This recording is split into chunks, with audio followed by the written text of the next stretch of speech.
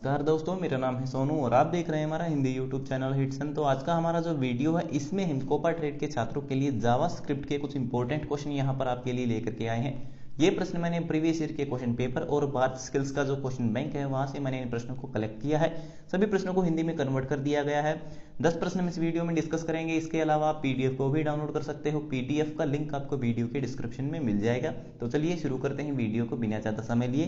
तो सबसे पहला सवाल है, किस HTML एलिमेंट के अंदर हम जावास्क्रिप्ट कोड को रखते हैं? तो एलिमेंट क्या होते हैं? जो HTML के अंदर जो टैग होते हैं उन्हीं को हम एलिमेंट कहते हैं। तो कौन सा टैग ऐसा है जिसमें हम जो है जावास्क्रिप्ट का कोड लिख सकते हैं? तो जो फाइल हम HTML से सेव करते हैं .html से, तो वो हमारा HTML डॉक्यूमेंट है, पेज है। उसके अंदर अगर हमें जावास्क्रिप्ट का कोड लिखना है तो वो हम स्क्रिप्ट टैग के अंदर लिखते हैं, जो कि ऑप्शन बी यहाँ पर आपका सही है। स्क्रिप्ट टैग के अंदर हम जावास्क्रिप्ट को लिखते हैं, क्योंकि जावास्क्रिप्ट जो है वो एक स्क्रिप्टिंग लैंग्वेज है, इसलिए हम इसे स्क्रिप्ट टैग के अंदर लिखते हैं। और हमारे जो HTML है ये एक मार्कअप लैंग्वेज है। दूसरा प्रश्न है, निम्नलिखित में से कौन सा एल्गोरिथम का एक ग्राफिकल प्रस्तुतिकरण है? यानी कि जो एल्गोरिथम हम पिक्चर्स के माध्यम से लिखते हैं, जैसे इस इमेज में आप देख सकते हैं एल्गोरिथम, आपने जो फ्लो चार्ट देखे होंगे उसमें हम जो है इस तरह की इमेजेस शेप्स का इस्तेमाल करते हैं जिससे हम किसी भी प्रॉब्लम को, इक्वेशन को सोल्व करते हैं। तो ये क्या है? ये फ्लो चार्ट है। और फ्लो चार्ट क्या है? किसी भी एल्गोरिथम का एक ग्राफिकल प्रस्तुतिकरण है। तीसरा प्रश्न है, डैश कीवर्ड का उपयोग जावास्क्रिप्ट में वेरिएबल डिक्लेयर करने के लिए किया जाता है। तो वेरिएबल घोषित करने के लिए हम जावास्क्रिप्ट में var शब्द का इस्तेमाल करते हैं, जो कि ऑप्शन ए यहाँ पर आपका सही है। इस एग्जांपल में आप देख सकते हो हम वेरिएबल कुछ इस तरह से डिक्लेयर करते हैं, वेरिएबल x इक्वल टू 5, यानी कि जो बराबर का चिन्ह है ये एक असाइनमेंट ऑपरेटर होता है जावास्क्रिप्ट के अंदर, ठीक है। तो where x इक्वल टू 5 यानी कि x जो एक वेरिएबल है उसके अंदर हमने एक वैल्यू असाइन कर दी है 5। उसके बाद दूसरा वेरिएबल है y इक्वल टू 6, ठीक है। तो y वेरिएबल के अंदर हमने वैल्यू 6 को असाइन कर दिया, ऐड कर दिया है। उसके बाद है वेरिएबल z, ठीक है। तो यहाँ पर मैं एक बात बता देता हूँ कि जावास्क्रिप्ट के अंदर एक वेरिएबल के अंदर हम दूसरा वेरिएबल भी स्टोर कर सकते हैं। तो यहाँ पर तीसरा जो वेरिएबल आप देख सकते हैं वेरिएबल z, उसके अंदर हमने क्या किया, जो वेरिएबल x था और जो y था उन दोनों का जोड़ एडिशन करके z वेरिएबल के अंदर स्टोर कर दिया। तो अब जो हमारा z वेरिएबल है उसके अंदर कितनी वैल्यू स्टोर है? उसके अंदर 6 और 5 11 जो कि एक वैल्यू है वह स्टोर की गई है, क्योंकि x की वैल्यू 5 थी और y की वैल्यू 6 थी, ठीक है। और इन दोनों का जोड़ जो है हमने z वेरिएबल के अंदर स्टोर कर दिया है। चौथा प्रश्न है, जावास्क्रिप्ट एक डैश भाषा है। तो जावास्क्रिप्ट किस प्रकार की लैंग्वेज है? जावास्क्रिप्ट एक स्क्रिप्टिंग लैंग्वेज है, जो कि ऑप्शन डी यहाँ पर आपका सही है। पांचवा प्रश्न है, जावास्क्रिप्ट का मूल यानी कि उसका ओरिजिनल नाम क्या था? तो इसका ओरिजिनल नाम था दिए गए ऑप्शन के अनुसार OAK, ठीक है, जो कि ऑप्शन ए यहाँ पर आपका सही। इसके अलावा जावास्क्रिप्ट के और भी बहुत सारे नाम हैं, या नीचे की तरफ आप देख सकते हैं। जावास्क्रिप्ट को जो हम मोका के नाम से भी जानते हैं, OAK, लाइव स्क्रिप्ट भी कहते हैं और इसे एक्मा स्क्रिप्ट भी कहते हैं, ठीक है, जो कि डेवलप की गई थी कब? 1995 में, 1995 में इसको डेवलप किया गया था। किसने डेवलप किया था? ब्रेंडन ईच नाम के व्यक्ति ने मात्र 10 दिन में इस प्रोग्रामिंग लैंग्वेज को जो है डेवलप कर दिया था। छठा प्रश्न है, जावास्क्रिप्ट एंटिटी डैश से शुरू होती है और डैश के साथ समाप्त होती हैं। तो जावास्क्रिप्ट के अंदर जो एंटिटी होती है वो किससे शुरू होती है? तो वो शुरू होती है एम्परसेंड से और सब खत्म होती है सेमीकोलन से।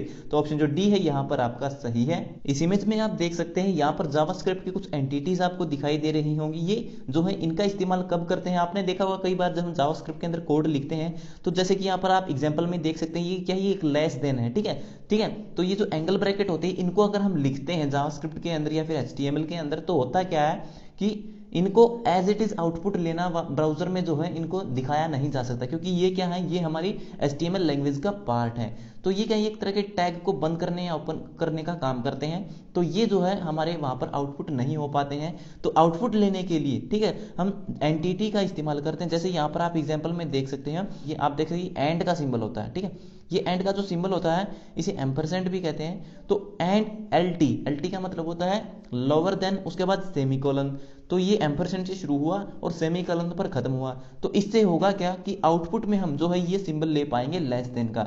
ठीक इसी तरह नीचे की तरफ आप देख सकते हैं GT यानी कि ग्रेटर देन, उसके बाद एम्परसेंड। हमें अगर ये एम्परसेंड ही आउटपुट में चाहिए तो हम कुछ इस तरह से लिखेंगे, एम्परसेंड का चिन्ह, उसके बाद AMP, उसके बाद सेमीकोलन। सातवां प्रश्न है, जावास्क्रिप्ट में एक स्टेटमेंट टर्मिनेटर है। तो जावास्क्रिप्ट के अंदर जब भी हम स्टेटमेंट लिखते हैं, कोई भी वेरिएबल डिक्लेयर करते हैं, कुछ भी करते हैं, तो जहां पर हम हमारी स्टेटमेंट लिखनी बंद करते हैं, रोकते हैं हमारे काम को, तो वहां पर हम किस प्रकार के चिन्ह का यूज करते हैं, तो वहां पर हम सेमी कोलन का इस्तेमाल करते हैं, जो कि ऑप्शन बी यहां पर आपका सही है। या नीचे की तरफ आप देख सकते हैं हमने वेरिएबल अभी डिक्लेयर किए थे, तो वेरिएबल जब भी हम डिक्लेयर करते हैं x इक्वल टू 5, उसके बाद सेमी कोलन लगाया, उसके बाद दूसरा वेरिएबल फिर सेमी कोलन लगाया, तीसरा वेरिएबल हमने डिक्लेयर किया, उसके बाद फिर से वेरिएबल लगा दिया। ठीक इसी तरह अभी जो आपने देखी थी, ठीक है, एंटिटी, उसमें भी आप देख सकते हैं एट द रेट सिंबल से शुरू, ये एम्परसेंड से शुरू हुई और उसके बाद लास्ट में आप देख सकते हैं सेमी कोलन लगाया गया हर एक के अंदर। ठीक है, तो कोई भी स्टेटमेंट होती है उसको टर्मिनेट यानी कि उसको रोकने के लिए हम जो है इसे सेमी कोलन सिंबल का यूज करते हैं। आठवां प्रश्न है किसने जावास्क्रिप्ट विकसित किया था, तो जावास्क्रिप्ट जो एक स्क्रिप्टिंग लैंग्वेज उसको किसने डेवलप किया था, तो 1995 में ब्रेंडन ईच नाम के जो है प्रोग्रामर थे, उन्होंने इसको डेवलप किया था, जो कि ऑप्शन ए यहां पर आपका सही है।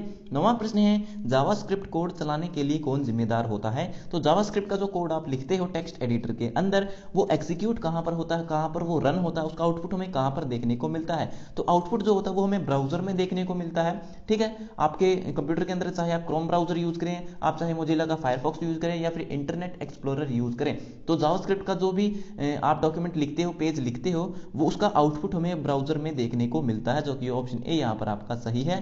10वां प्रश्न है कौन सा जावास्क्रिप्ट में एक असाइनमेंट ऑपरेटर है, तो मैंने आपको बताया था जब भी हम वेरिएबल डिक्लेयर करते हैं तो कोई ना कोई वैल्यू, कोई स्ट्रिंग किसी वेरिएबल के अंदर असाइन करते हैं, तो उसके लिए हम असाइनमेंट ऑपरेटर का यूज करते हैं। तो इस प्रश्न का सही उत्तर है ऑप्शन ए, जो कि इक्वल का निशान होता है, जो बराबर का चिन्ह होता है, वो एक असाइनमेंट ऑपरेटर है। तो यहाँ पर एग्जाम्पल में आप देख सकते हो फिर से वही वेरिएबल है x इक्वल टू 5, तो x के अंदर हमने वैल्यू को असाइन कर दिया, यानी कि x के अंदर हमने उसको स्टोर कर दिया है। तो इक्वल टू का जो निशान होता है ये क्या है, एक असाइनमेंट ऑपरेटर होता है। तो ये हो गए हमारे आज के सभी प्रश्न कंप्लीट। सो वीडियो देखने के लिए धन्यवाद। अगर आपका कोई सवाल है तो आप कमेंट बॉक्स में लिख करके पूछ सकते हो।